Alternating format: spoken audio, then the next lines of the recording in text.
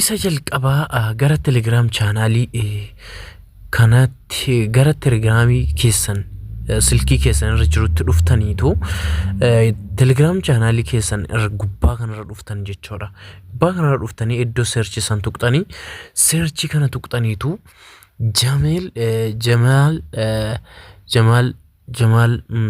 Jamal movie yoo isin jettanii kun maqaa akkana isinii fidaa jechuudha. Maqaa kana isinii fidaa.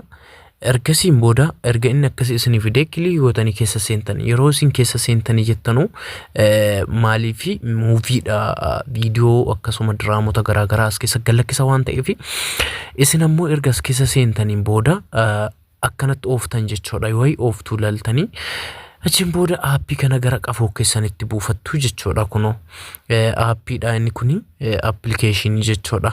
Isa kana jalqaba isa kana erga gara qafoo keessanitti gadi buusuu qabdan dirqama jechuudha.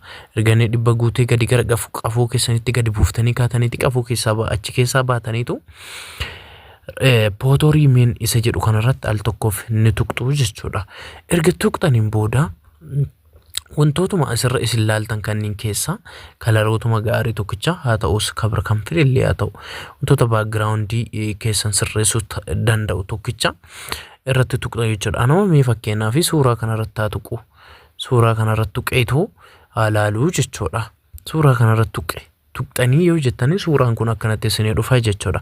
Ergasii erga akkasitti tuqxanii jettanii otoo deebi'eetu gaalaar jechi jedhu kun isinii dhufa jechuudha. Erga jechi gaalaar jedhu kun isinii dhufee jedheen booda isarratti tuqxu jechuudha. Al tokkoof ni tuqxu jechuudha.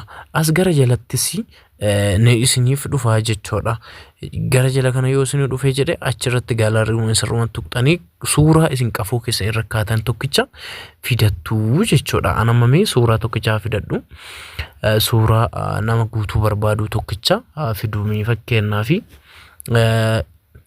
namni kun fakkeenyaa fi suuraa nama kanaa ni beektu yeroo isin akkata fide akkanatti xaragee isinii kaasaa jechuudha. Suuraa kana nama kanaas ni beektu. Innaa suuraa kana erga akkanatti figdanii jettaniin booda erga akkanatti inni isinii fidee jedheetii booda as gara jala kana dhuftu jechuudha. Iddoo kana dhuftu jechuudha. Baakgiraawundi jecha jedhu sana tuqxu al tokkoof jechuudha. Ergas isa al tokkoof kilikii gootanii yoo tuqxanu akkanatti isinii fida jechuudha. Instaayil baakgiraawundi jecha jedhu sun taane as ammasii deebitanii al tokkoofi kalar jecha jedhu san al tokkoof ni tuqxu jechuudha. Kalarii sana al tokkoof kilikii nu gootu jechuudha. Kalarii kanneen keessaa ka isin tuqxanii kalarii adii irratti tuqxu jechuudha. Kalarii adii kanarratti al tokkoof ni tuqxu jechuudha. Normal duubni isii adii ta'aa waan ta'eef jechuudha. Walitti galaafi waan ta'eef isarratti tuqaa jechuudha. Yeroo isin tuqxan nama maal ta'e duubni isaa kalarii isaa adii ta'ee jechuudha. Kalariin kana adii ta'ee jechuudha. Amma salphamatti as gubbaa ol kana dhuftu jechuudha. Gubbaa olii kana dhuftu ammallee erga akkas gootanii kaataniin booda gubbaa olii kana dhuftu jechuudha. Iddoo sana sheerii jechuudha. Fakkeenya sheerii sana ni tuqxu dan jettaniitu erga kaatanii isa gubbaa ol sheerii kana al tokkoof kilikii gootu jechuudha isa sana. Erga isin tuqxaniitiin booda akkanatti isinii fida gara gaalaarii keessanitti seefi godhattu jechuudha. Kunoo achi tuqxaniitu jechuudha. Seefituu gaalaarii kan jedhu kana al tokkoof tuqxu. Gara gaalaarii keessanii gabbu'ee jechuudha. Achiin booda keessaa baatu jechuudha. Gara appilikeeshinii lammaffaatti dhuftu.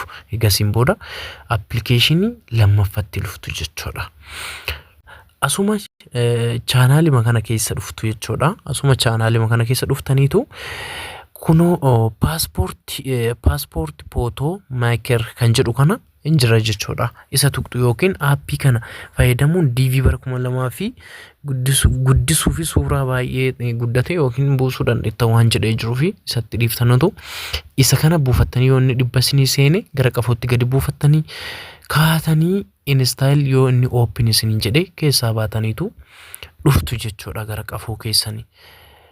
Yoo dhuftanii appilikeeshinichi kalarii isaa kun haala kanaa isinii baha jechuudha. Erga inni haala kanaa isinii baheeti kilikii gootanii keessa seentuu jechuudha.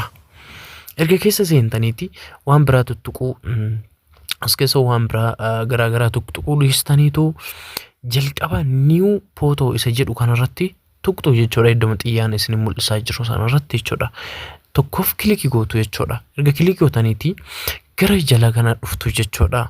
As dhuftu kunoo gara gadiitti gara gadi dhumaa kanarratti gadi dhuftu jechuudha. Al tokkoof isa kilikii erga gootaniiti akkanatti isin fida saayizii isaa jechuudha.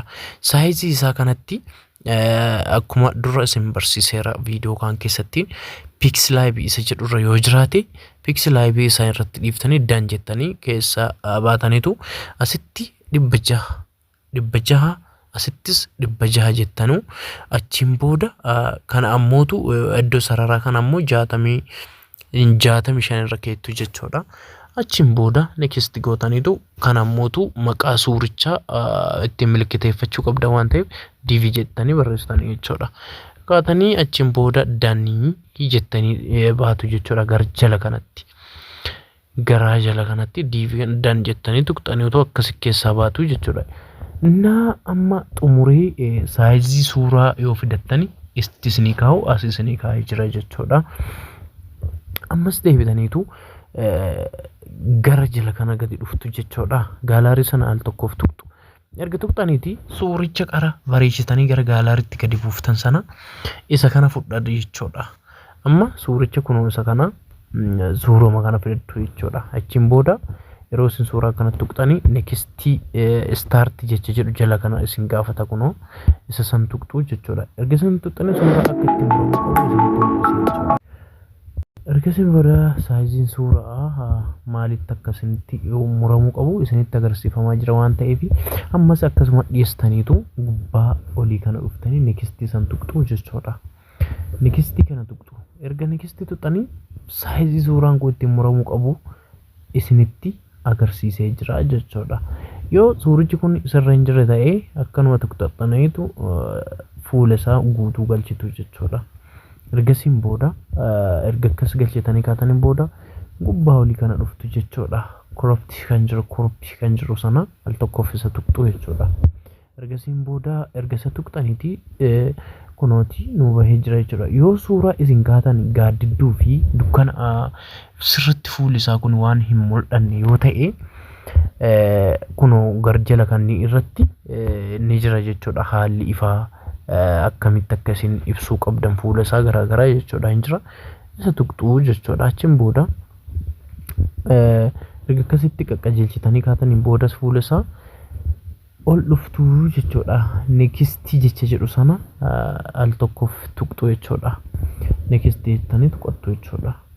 Ergasiin booda next erga tuqxanii ammallee suuraa keessanii seefii gochuudhaafi wanta dogongortan lallaaltanii kaatanii achiin booda seefii gaalaarii keessa gadi seefii godhachuuf seefii jechuudha san al tokkoof tuqattu jechuudha. Seef godhachuun dura ammas wanta inni isin fidu jira. Saayizii garjala kanatti saayizii isa ittiin muruu qabdantu jira jechuudha. Kunoo asitti iddoo sarara gadi isin mul'atu kana isa kana 200 fi 240 lufuun qabu jechuudha. Bamnim taamrii maqaa daddamin 8 godhee jira. Sararlee gootanii yoo dhiistan rakkoon qabu. Achiin booda garjala kanatti seefiin jira. Seefii tuqxu jechuudha. Achi gadi jala dhumaa sana jechuudha. Achiin booda qafoo keessatti seef godhattanii baatu jechuudha. Achi booda seef ta'eera jechuudha. Maqaa achiin booda as keessa dan jettaniituma keessaa bahu qofaadha. Danima tuqxanii keessaa bahu qofaadha. Keessaa baatu suurichi keessanii haala gaarii garraamii ta'een suurichi keessan haala gaarii garraamii ta'een DVdhaaf qophii sirriitti godhatee jira jechuudha.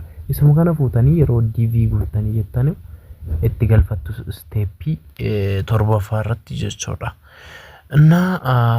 DV akkamitti akka guutuu qabdanii kan jedhu liinkii isaa descriptionii way koomentii jalqabaa jala isiniif hankaaya achi jalaa fudhattaniitu isa laalaa akkasi guuttachuu dandeettanii jechuudha. Dirqama suuraa akkatti sirreeffachuu qabdu. Mana keessa yoo jirtu warri istiidiyootti kaatanii istiidiyoo kaatanii salphaadha. Roonni biyya ormaa keessa jirtan akkasuma birri qarshii dhabuutii irraan istiidiyootiin kaane akka itti haala kanaan fayyadamtanii diivii guuttachuu dandeettu jechuudha. Nagaa naa turaa turtii gaarii isin.